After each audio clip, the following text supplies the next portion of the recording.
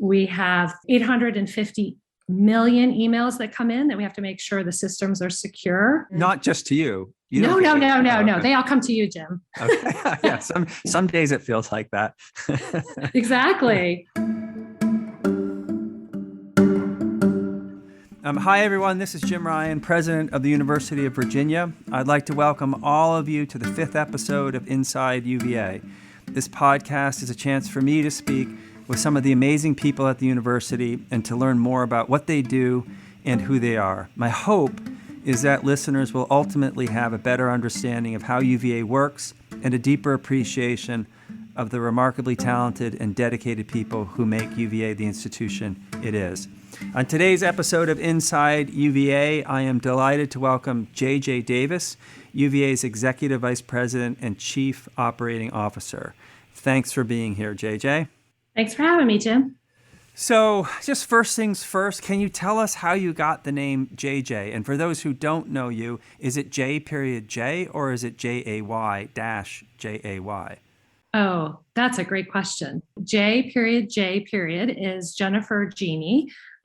Jennifer was a really popular name. I was born in 1970, and I got the nickname affectionately because there were 5 Jennifers on my double loaded corridor in my college dorm room. And there was a payphone at the end, and the parent would call. This is all before the advent of iPhones. And my dad called and he said, "I'd like to speak to Jennifer." And they said, "Who?" And so he said, "JJ."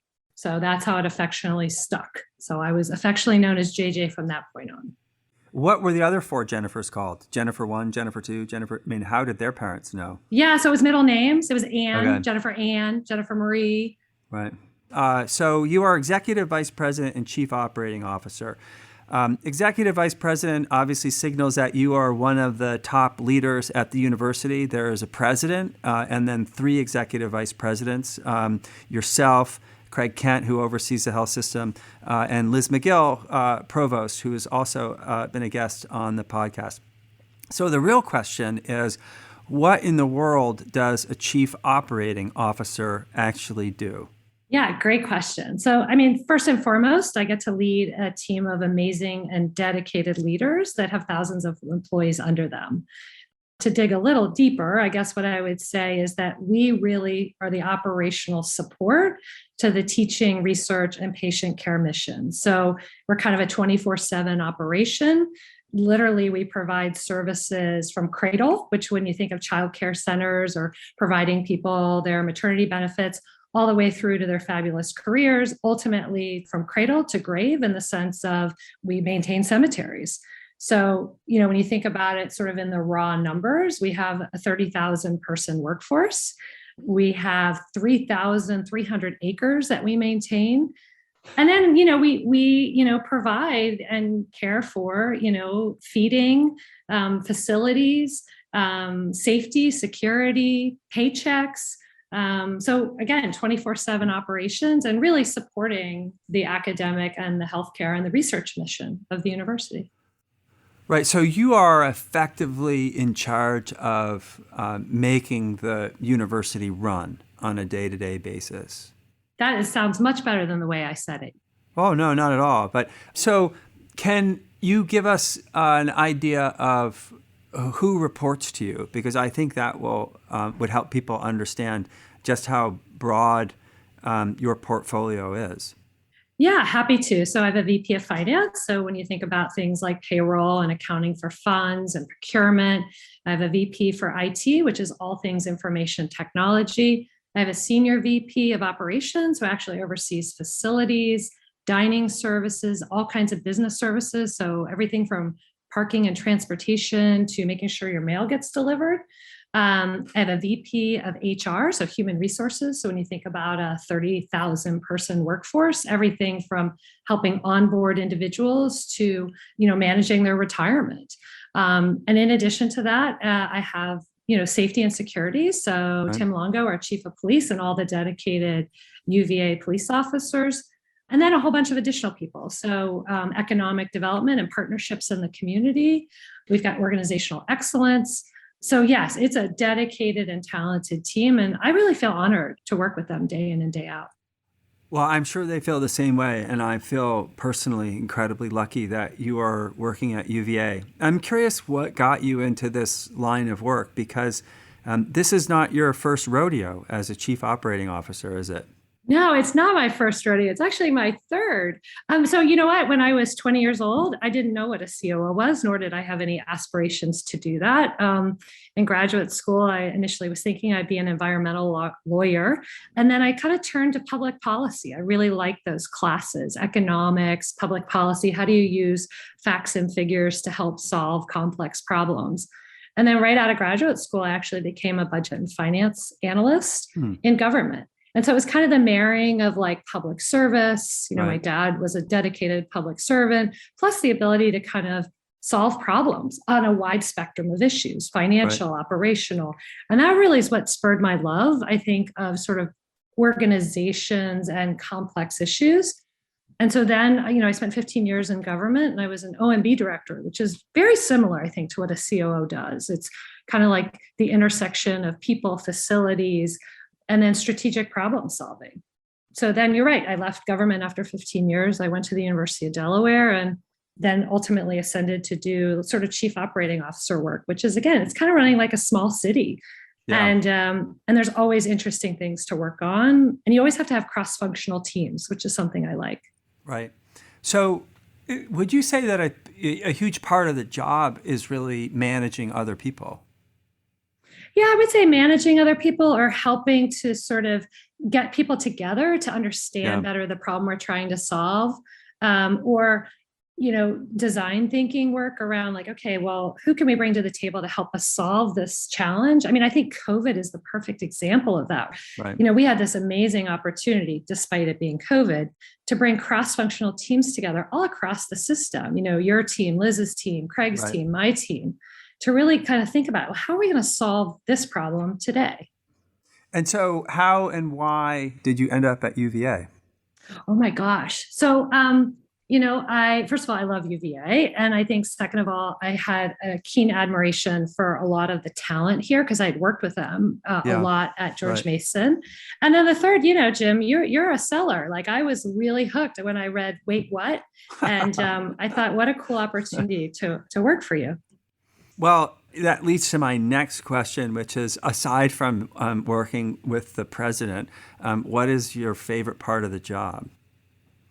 Oh, so it's absolutely being out and about with the people, whether it's Hmm. the students, the faculty or staff, or, going over to the medical center and interfacing with all the dedicated people there. Um, you know, every day I get to see what people do and how hard they work on behalf of UVA to make this place great and good. Okay, so if that's your favorite part of the job, I have to ask you this. What's your least favorite part of the job? Oh, 10 to 12 hours of Zoom meetings just don't do it Uh, for me, right? It's right. the antithesis of what I like. Like I'm a, high energy, high extrovert. So I like to be around people. So I think COVID was hard for me in that regard, which was, to be remote, people on a screen. It's doable, but it's not my preferred way to work. Yeah. So talk just a little bit more about being COO during COVID. Walk us through a little bit about the last 18 months and how much it changed your job and what some of the challenges were. So you'll never be bored in a COO job. And I think I could say that with absolute affirmation in COVID. So, challenges came every day, right? I mean, one of the first ones was, well, we have to go remote. So how do the provost and I work with you, Jim, to take all those classes and go online? So it was the faculty, it was the instructional learners in the IT system. It was, do we have the technology and the bandwidth to get everybody, to Zoom? Do we have secure systems for people to work from home? From that to in one weekend, we had to find PPE. Right. Or, the next thing was, how do we think about standing up a really inexpensive but very valid testing program? So Right. the cross functionality of the VP of research plus the doctors plus, our technical people to say, okay, well, what kind of supplies and materials do we need and where are the locations to do that? So every day was different. There were a couple stressful days along the way. I mean, we had some days where there were a lot of COVID positives, as you know, and then we were into the care and feeding of people in isolation and quarantine. Right. So talk a little bit about that, because I don't know that, people who weren't living it appreciate the fact that at a certain point we realized, well, wait a minute. Now we have this space for isolating and quarantining students, but they need to eat. Right. So, we had the congregant living of dorms, and we knew we had to separate people for isolation and quarantine purposes. So we had some of our facilities. We actually worked really well in the community with local hotels. But then it was like, okay, well, how do we get them there?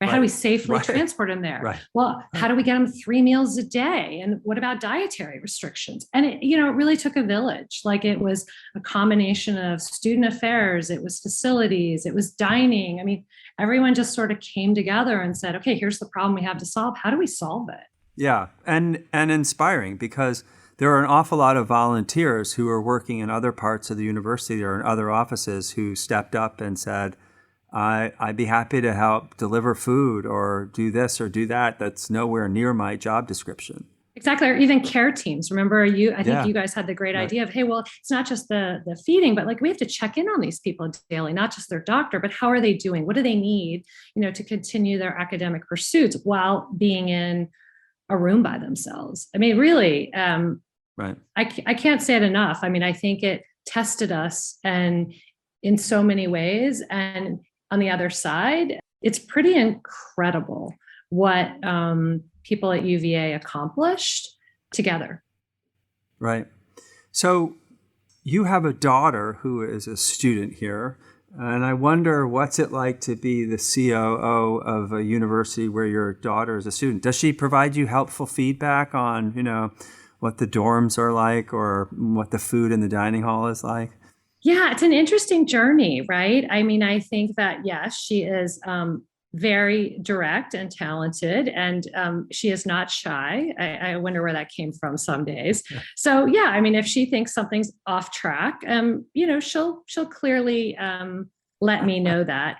But having said that, we do try to respect each other's boundaries. I mean, she's, we want her to be away at college, experiencing the full collegiate experience. So I try really hard to, some days I'm mom, or 1 hour I'm mom, and one day I'm a COO, and I try to really maintain that healthy, I think, balance. And Jeff works here too. So she gets both her parents at UVA. So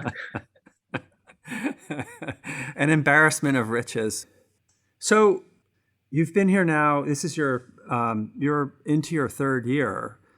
I'm curious whether you have any either favorite memories so far or favorite places on grounds. Oh, what a great question. So the first years, my daughter was a senior in high school, so I commuted and I lived in the Muse. And I have to tell you, that was such an incredible experience. I think So you should explain for people who don't know what the Muse is. Okay, so the Muse is a small facility apartment that sits right behind Pavilion 1 and has a long history in terms of its use over 200 plus years. Initially was a cooking facility, and then again transformed into basically a 1-bedroom efficiency apartment. Also has an apartment above, and so it's often used for visiting scholars or people who need some temporary housing. But it really, because I didn't go to school at UVA, it gave me that firsthand experience of kind of living on the lawn, interfacing with students early morning, late at night, being able to walk across to Scott Beardsley or Pat Lampkin for a cup of coffee or more often a bowl of Cheerios in the morning, but really gave me that immersion experience that was, I think, really helpful to me about learning UVA. Yeah, I had the same feeling living on the lawn my first year when I was commuting as well. It does give you a great perspective on UVA and especially on undergraduate life. So last question for you, JJ. You gave a great story at a recent Double Take event. And it was about your father, and I know the two of you are very close. And I'm just curious whether there are things that he taught you that remain with you today and relevant either to the way you do your job or the way you raise your children? Oh gosh, we could go on for hours. Yeah, he's my hero, and as you know, raised me. So I am incredibly honored and proud, and just a debt of gratitude to him. So a couple quick things, I guess I would say. One is family first, right? You could work 24/7 in these jobs, but you've brought a family into the world, and they're your priority. Second, I would say is you're only one person. My dad tells me this all the time. So your ability to get things done is dependent on how you work and you treat other people.